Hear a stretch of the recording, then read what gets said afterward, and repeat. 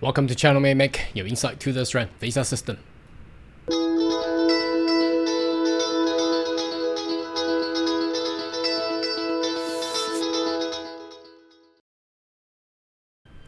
Good day everyone, my name is Carl Young, your online YouTube visa consultant.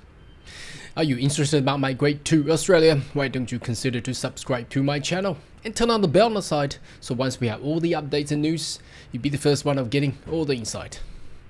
Now today's video is all about Queensland. Obviously there has been, we have learned that there has been 70% cut under state nominations across the whole nation of Australia. However, the state and territory are still, well, they still need to keep it open. Despite that, the Western Australia has done it, well, not the first, more second, with a little bit of relaxation on the criteria compared to the previous year. Let's have a look at Queensland. It doesn't seem, well, as we have learned, they have cut 70%. Now, usually, when there is limited numbers of quota to be used, what would that do to the criteria for the governments? Well, obviously, they will raise the bar. Let's have a look what's for you for Queensland in 2023 and 24.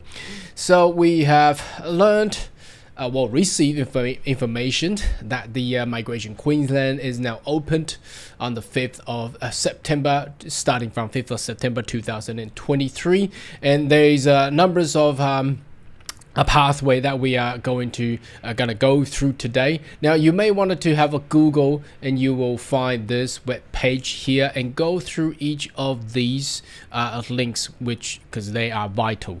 Now so we're going to go through the Queensland Offshore Skill Occupation list that is specifically for people who are lodging offshore, not onshore. If you're onshore, this is not relevant for you. And we're going to look at the skilled workers onshore, skilled workers offshore. So obviously that QSOL will relate to this offshore applicants and the graduates from Queensland University and also the 491 small business owners pathway.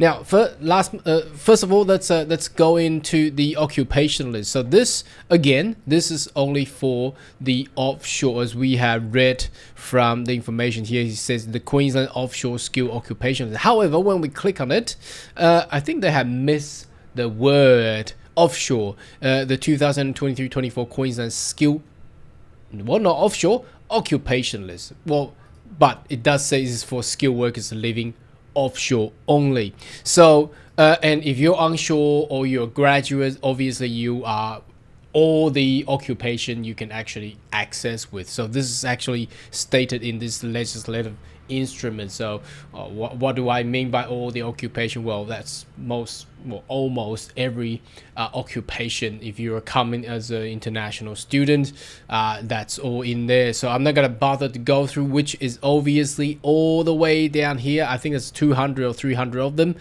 So I'm not gonna go through all of them, but this table basically provide you the tick, the where if you're a skilled worker living offshore, if you're working offshore, and that means not in Australia, then obviously if you see that cross there, that means you cannot apply. So what does that mean? So if we look at the example here, if you're an agricultural farmer, you can lodge and you are a skilled worker, you get your skill assessment and you need to have at least 3 years work experiences, and all you can do is you can lodge offshore for 491. You cannot do 190. So that's how you actually gonna perceive all these information. So you may want to find your occupation. Now the only drawback on this one is, well, Migration Queensland has not improved with a search function. Remember, Western Australia has a search function,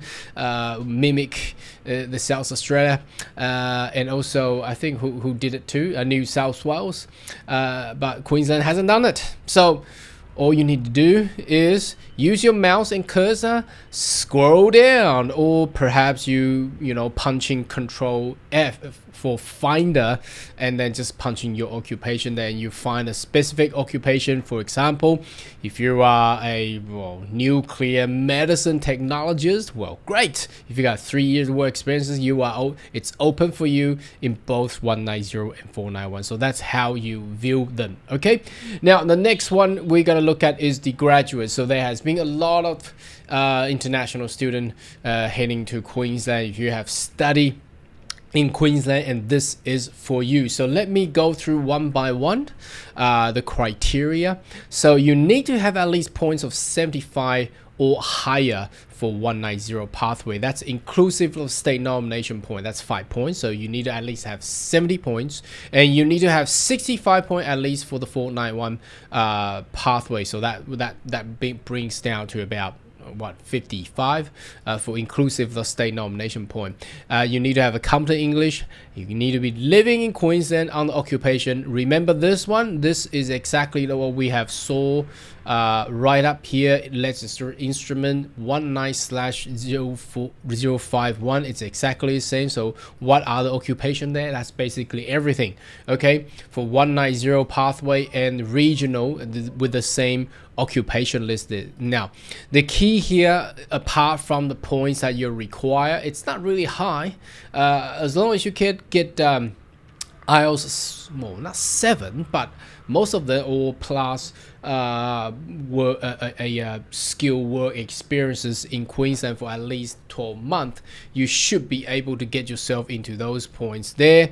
And you need to complete 100% study in Queensland. So you may ask, what does that mean? That means if you study bachelor, you need to start from year 1. If you study master, you need to at least be there from the first year. There is no transfer. If you have a transfer, your credit coming from Western Australia, South Australia, Victoria, New South Wales, or any other state and territory, I'm sorry, you are out of this graduate Queensland pathway here, and you need to be graduated in the last 2 years. What does that mean? So this is 2023. So at least if you have graduated back in 2020, well, bad luck, that's not for you. Okay.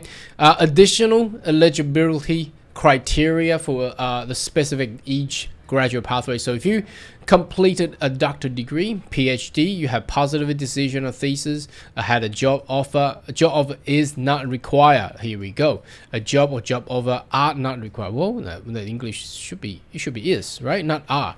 Anyhow, doesn't matter. That means you're not required to have a job offer as long as you get a thesis done. That's it. Okay. Master graduate in a STEM or agriculture field, employed full-time minimum 30 hours per week in a nominated occupation, and the STEM agriculture field are listed below. Okay, so we're gonna have a look there. Well, it's pretty simple. Whether or not you're great in science, technology, or agriculture, that's it. There's no brainer there. And the I'm sorry about the wording. The words are so tiny. It's not me. I mean, I can magnify that, but the whole content will go blur. I mean, will that be better? Okay, that's better. Okay. All right, master, we have done that. So master graduate not in the STEM. So if you study something like, for example, accounting, or what else? Some other interior design, industrial design. So you're not in the STEM or the agriculture field, you're still valuable. Okay, as long as you get a GPA 6.0, that will you access to 190 visa pathway, and GPA 5.0 you access to 491 pathway, and you still require employer full-time 30 hours and nominated occupation. Okay, and the graduate bachelor graduates, again, it's the same, mimic what we have just read about up here, and it's all the same right there. So remember here, I want to talk a little bit about the employed full-time now. And it specifically say in the level 1 occupation. Well, what does that mean? Now, what that basically will mean, if we go back to the occupation list, level 1 will usually be the ends code with the numbers with the 1 right there, that would generally be the level 1. So you need to be in those kind of category. That means managerial. So that might be a little bit hard. But that's what it's required there. Another way to actually find it out is, we can read it here. It says eligible graduate must be employed in occupation level 1 ENSCO. Skill level 1 occupations are those who have a level of skill commensurate of bachelor degree or higher qualification, at least 5 years relevant work experience. So what does that mean? Well, that basically will cover a lot of managerial and professional occupation there, and that, well, if we go back here, that will also cover, I think, will be the 2s. Okay, will also be there, but I think starting from 3 will not be in level 1. Let's have a look, because that's all technician. That's usually under the level, different levels. So it has to be right up there, and that. So what does that mean? That basically meant if you graduate with a master as engineer, for example, a civil engineer or bachelor of civil engineer, but if your work and your job is only an engineering draftsperson or technician, then that will not count. Okay, then that will not count. That's basically what it meant. I'll say, okay, then there's some caveats. So if you're accountant, only applicant employed in accounting firms can be included. So you cannot be an accountant working in an IT company, cannot be an accountant working any other hospitality or hotel. It has to be a large size business that will receive invitations. So you cannot just be in a little restaurant, hire an accountant. That won't work. Internal external auditor must have a job as an auditor, cannot just be an accountant. Cook and chef, no takeaway. Okay, no takeaway. The definition, I'm not going to go through a definition of STEM. That's basically all the science, technology subject, as you can see that there, and agriculture. That's pretty straightforward. I'm going to talk about a little bit about the process. So the process for Queensland, that will cover with all type of pathways. You check whether or not you're eligible, and then you put EOI on a skill select, and then you don't put ROI just like what you would do for South Australia or Victoria. You put an online form. It's just different way to name it, but it's the same thing. And then you wait for the invitation, and then you go through, get an assessment, upload stuff, and then you get invitation and lodge your visa. Now the next one is, what's this one? The workers living in Queensland. So again, this does not access to all type of occupation, not restricted for the Queensland offshore occupation only. And the definition for the regional Queensland, there are some postcodes you may want to relate with. Most of them will actually cover Gold Coast as well. For specific detail, you may want to go into a legislative instrument, but it has a little bit of explanation here. It says, if you're nominated, apply 491 prior 5th of March 2022, which is, well, not gonna happen because today is 2023.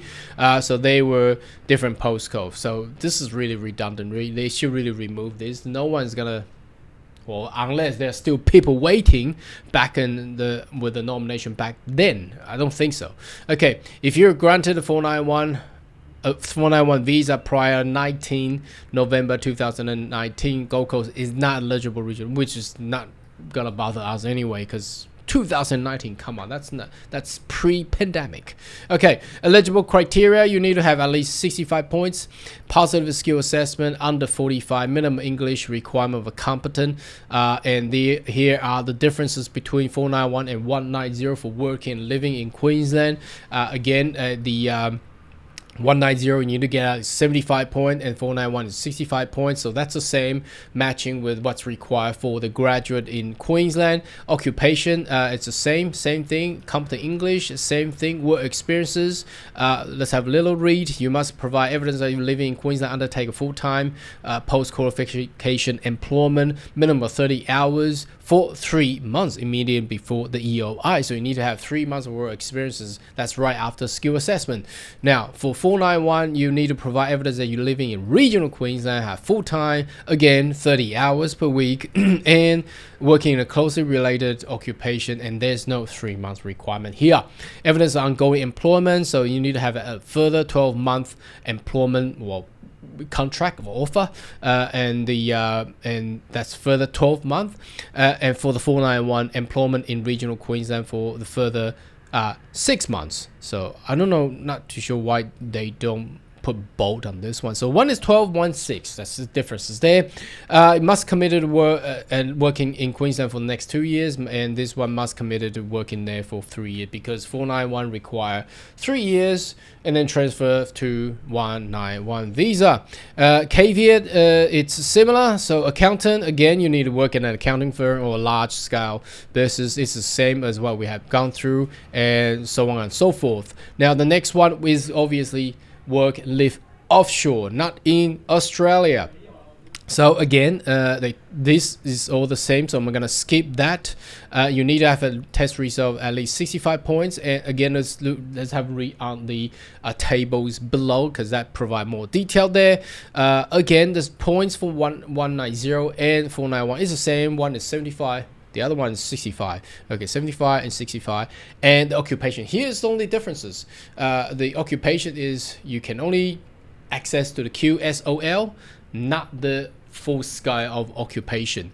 You need at least complete English, and then you need to provide evidence you have the required works. But remember, we go back to the occupation list. You need to check on the far right column. That's minimum qualification, work experiences requirement. You need to meet these. So you check your occupation, and you need to see, for example, engineering manager, they require you to have 5 years, that 5-year work experiences in order to actually meet the requirement. Then you go back here. Ooh, wait, is this the right one? No, this one. Okay, and then you meet that requirement, and there's a commitment is the same, and so on and so forth. Everything else is the same. Now, last but not least, let's go to the exciting small business owner regional Queensland. Now, remember it says regional, so that means you cannot set up a small business in the city. That means Brisbane. So apart from Brisbane, anywhere else is fine. So there are 2 pathways. The first one, to be eligible to this pathway, you must purchase an existing registered business, and that business has to be purchased at a minimum amount of $100,000 and employ at least 1 Australian resident. The business must be pre-existing business which has been purchased in trading of a minimum of 6 months prior lodging the expression of interest. That means you cannot buy a business that has only just started 1 month. So that doesn't count. Okay. The other pathway is, to be eligible pathway, you must start a business and have continued to run the business a minimum of 2 years. Okay. And the business must generate a profit, generating a profit. So generating a profit, that means it's not losing money, and have a turnover of 200,000 in the 12-month prior application, which is not too bad. So what does it mean generating a profit? So as long as you can provide a company tax return showing that there's $1 in the profit, so it's not minus, then that will meet the requirement. Okay, and that's it. That's basically it. But the only risk here is obviously the risk of running a business, invest into a business. Not all the business will be successful, but that's basically the way to do it. So it says, note, please seek professional legal and financial advice. So, if you lose money, don't come to Migration Queensland. And the minimum point obviously will be 65 and so on and so forth. So you need to get... you need to get a skill assessment as well, because that's the requirement for the skill migration. You need to be in regional, operating business full-time, 100% own the business, and the pathway. Additional requirement for pathway 1 is business purchase a minimum of 2 years in its current location. So it has to be there for at least 2 years, and purchase price of minimum 100,000. So not 6 months. Why does it say 6 months right up here? So it says purchase and trading for minimum. Okay, so that means, so I'm sorry that I understood wrong. It says once you purchase, you have to operate it for at least 6 months, and business has been there for 2 years. So anything less than 2 years. So if this business is established back in 2022, does it make the validity or eligibility? No, it has to be there at least back in 2021. So that's basically what it meant. Okay, so that's for the state of Queensland skill migration 2023-24. Now, whether or not it's going to be changed, I think they will, because if the new point test system is introduced, obviously there will be change coming up. But bear in mind, there's a limited quota, so that means your I put it in may have a long wait there. Anyway, should you have more question, query, more than welcome to leave a comment right down below, and I'll see you next video. Goodbye.